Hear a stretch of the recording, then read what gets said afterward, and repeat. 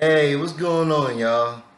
Uh, your boy is back, and uh, I posted on Twitter, anyone who's seen it and whatnot. I probably hinted it here and there, in previous videos that I was going to review Kimetsu no Yaiba when it came out, and today is that day for me to finally make that review that I kept saying and whatnot. Um, Pretty much when I came when I first saw all the trailers and the promotional posters and whatnot, I was kind of expecting that I was gonna more or less go into this really kind of somewhat surfaceable or just okay-ish anime for the most part. Like for like a whole lot of people just kept pushing it, Kimetsu no Yaiba, like it's gonna be the next big thing, the next big three and whatnot. But views and sales aside, I kind of already knew, like, yeah, you guys are pretty much kind of overdoing this anime. And so pretty much when I came in more or less into Kimetsu no Yaiba, uh, pretty much opened up as like any other anime. They pretty much kind of set up the basics of what's going on, the world they're in. It kind of has this really Edo period, like Samurai Champloo Edo period style going on with it. I'm not really big on Japan's geography, but my guess I'll just say that the main characters are in Hokkaido. I guess there's this really tundra, frozen wasteland thing going on to it. So yeah, it made me think like, yeah, they're probably somewhere in Hokkaido, and they had power lines going on. So my guess, yeah, somewhere reaching into the Edo period or whatnot. Uh, so yeah, on that point, when he first introduced the characters, he's pretty much, outside villager, pretty much trying to make ends meet and whatnot. He's really from this really traditional family household. They had this really strong belief in superstitions and spirits and demons and whatnot. So you pretty much kind of get some background of traditions and how they carry themselves and beliefs and whatnot in this overall world and the scenario that's going on. So yeah, on basic backdrops and storytelling and world building, I guess, or even character explanation and character build ups, we pretty much get the bare minimum for that. So yeah, in terms of setting up everything and setting up a first episode, they pretty much did it adequately in Kimetsu no Yaiba in this first episode. Um, Pretty much the plot itself is pretty much as generic as you can get. Um, they sometimes try to go for this more technical approach with their battles and how they do things here and there. So I guess they adds a little more substance to it's already really repetitive and kind of watery plot that's going for it. Um, Pretty much, demons is pretty much, of course, seen as this the big threat, the big no nos in this village, and they keep a sharp eye for them and whatnot. And pretty much, they said one of the demons crept up in the main character's house, slaughtered his whole family, and it had, in this really vampiric fashion, his supposedly little sister got infected by the blood of a demon, in which in doing so she became a demon. So it's really, I guess, in Kimetsu no Yaiba's case, the lore of how their demons work, who becomes demons, I guess it works in the same fashion as vampires, or at least as far as this episode goes, that's how they make it seem out to be. Maybe wrong, maybe some more to this, but for now, that's they're pretty much just setting up the bare minimal. Like again, like I said, just setting up the basic bare minimal of the overall lore and how things work and how things tick in this show. So yeah, they did a good job, but pretty much everything else up to story, up to pretty much how things are going to go off is pretty much as generic as you can get. Actually, when I was looking more into it, it kind of reminded me a lot of Blue Exorcist, and and I was thinking to myself like, yeah, I hope this really doesn't end up being another just fucking boring action school anime like Blue Exorcist. Like how in Blue Exorcist, they were building up, like, it's going to be something big, like something really is going to be really entice, something big, something, dire. There's going to be some real severity to it, but it just end up being another just shallow school anime. Like, yeah, I was waiting for Ren to, like, yeah, I'm going to beat the shit out of Satan. I'm going to train and do all this, but instead of just hyping it up just to be just some garbage ass school anime. And that's pretty much kind of my overall thoughts I had for Kimetsu no Yaiba at the end. Like, yeah, they're gonna build this up just so it can be some typical academia school anime shit set in this really Edo style Japanese world for the most part. That's pretty much my overall thought I had for towards the end of it.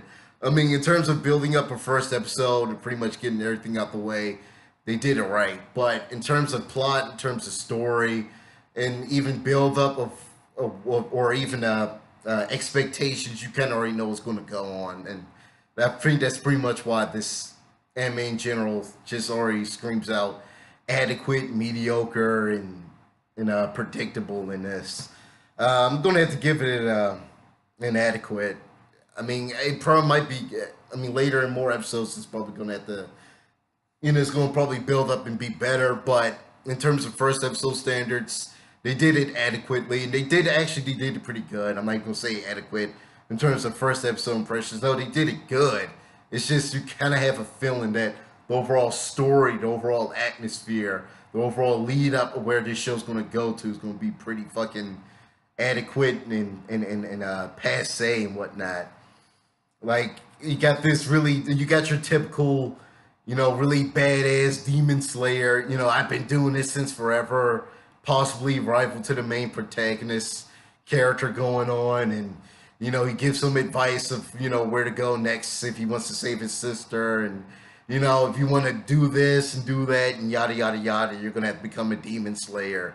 So pretty much everything's already given to you in this, and you kind of already have a feeling of like, yeah, we know what role badass is going to play. We already know what role victim of circumstance is going to play. We're already going to know what his kind of actually like really cutesy demon sister's going to play. Even as a demon, it's just like really kind of adorable. I ain't gonna lie. Oni-chan. It was just really fucking adorable. But pretty much from these character archetypes alone, you kind of already know where things is gonna go. You already know where the plot, the story, the character archetypes. You kind of already have a feeling where everything is gonna go to, just from all the roles they're playing, all their descriptions, all their archetypes they displayed in the first episode. In terms of setting, like I said, in terms of setting a first episode, they did it good. Because again, I go for the one episode policy. Yes, I know it's really strict, but again, it takes one episode to adequately explain everything that's going on with something, to adequately explain the overall setting of something, or the main protagonist or protagonist in this case. I know that was a really bad extra suffix. But yeah, more or less I'm saying it takes the first episode to adequately explain the bare bones of everything. It doesn't take up to episode 10 just so you can understand everything. It takes one episode to get the basics out of the way. And in terms of that, they do it great. Everything else, you pretty much can fucking see it. You can see pretty much through it like a 5-inch tree in this. So yeah, this anime looks like it has the depth of a puddle of water. The archetypes are going to be pretty much the same. Teenage angst character, victim of circumstance, beta male character going to be turned eventual badass and main character in this series. Cutesy sister is going to have her little outburst here and there where she's going to, shift between being really demonic and human, that really same, the monster within type, scenario going on with this. On that case, it kind of actually also remind me a lot of Last Man, when Richard Aldon is trying to tame Siri from going to her kinglet state or kinglet form.